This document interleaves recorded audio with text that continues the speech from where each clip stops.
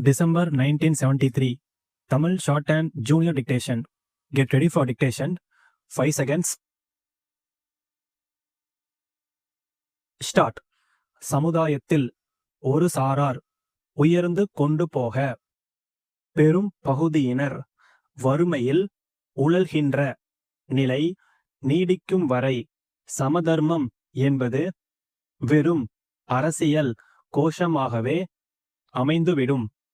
சமுதாயத்தில் தாழ்ந்து கிடக்கும் அரிசனங்கள், பிற்பட்ட வகுப்பினர் ஆகியோர் அவர்களின் வாழ்க்கை வளம் பெற்றாலொழிய விடுதலை பெற்றதன் பயனையோ அல்லது நாம் நம்மை ஆளுகிறோம் என்று சொல்லிக் கொள்வதில் பெருமையோ அடைய முடியாது. எனவேதான் இந்த அரசு அவர்களின் வாழ்க்கை வளம் பெற வேண்டுமென்று உளமாறக் கருதுகிறது. தன்னால் இயன்ற திட்டங்களை நிறைவேற்றி வருகிறது. கல்வி நிலையங்களிலும் உத்தியோகத் துறையிலும் சலுகைகள் அளித்தல், அரசு நிலங்களை பட்டா செய்து கொடுத்தல், குடியிருப்பு நிலங்களை அவர்களுக்கே உடைமையாக்குதல், தமிழகம் முழுவதிலும் சொந்தமாக வீடு இல்லாதவர்களுக்கு குடியிருப்பு நிலம் வாங்கித் தருதல், உழுபவனுக்கு நிலத்தில் சொந்தம் என்ற நிலை ஏற்படுத்தல், தாழ்த்தப்பட்ட பெருமக்களை கோயில்களில் அறங்காவலர்களாகவும் அர்ச்சகர்களாகவும் நியமித்தல், குடிசைகளில் வாழ்வோருக்கு மாடி வீடுகளை கட்டித் தருதல், பிச்சைக்காரர்களுக்கு மறுவாழ்வு அளித்தல், கண்ணொளி வழங்கல், கை ரிக்ஷாக்களை ஒழித்தல், இவையெல்லாம் அவர்கள் வாழ்க்கையில் முன்னேற இந்த அரசு அமைத்துத் தரும் படிக்கட்டுகள்.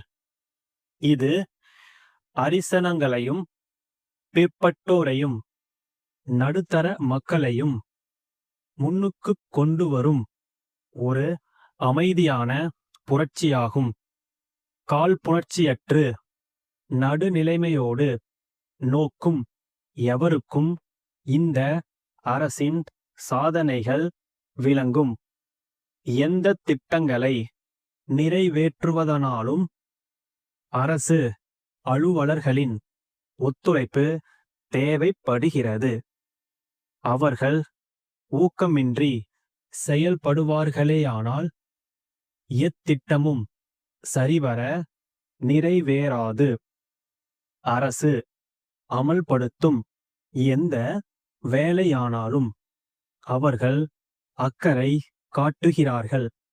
சென்ற ஆண்டு இறுதியில் ஏற்பட்ட வெள்ளத்தின் போது மாவட்ட நிர்வாகத்தினரும் அரசின் உயர்தர அதிகாரிகளும் விரைந்து செயல்பட்டதை பாராட்டாமல் இருக்க முடியாது.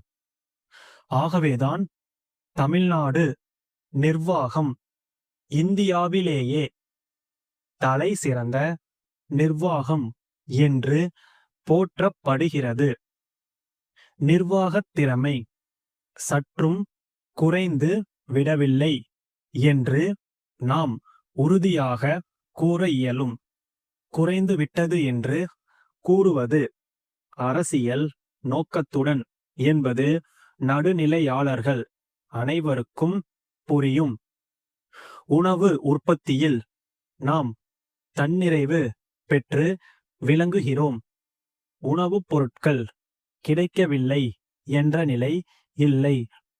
பொது மேலாளர் வாக கூட்டமைப்பு, மின் சாமான் விற்பனையாளர்கள், மண்ணடி சென்னை அவர்களிடமிருந்து திரு க உலகநாதன், மாவு மில் உரிமையாளர், கடைத்தெரு சேலம் அவர்களுக்கு நாள் 9 செப்டம்பர் 1973. அன்புடையீர்.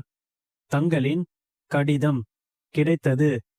அரிசி மில், மாவு மில் போன்ற சிறு தொழில் நிறுவனங்களில் இயங்கும் மின்சார மோட்டார்கள் எங்களிடம் சிறந்த நிலையில் குறைந்த விலையில் கிடைக்கும். வாடிக்கையாளர்களின் நலனை மனதில் கொண்டு நாங்கள் சில தனிப்பட்ட வசதிகளையும் செய்து கொடுக்கின்றோம். பிரச்சார வண்டிகள் மூலம் பல இடங்களுக்குச் சென்று வேண்டிய ஆலோசனைகள் கூறுகிறோம்.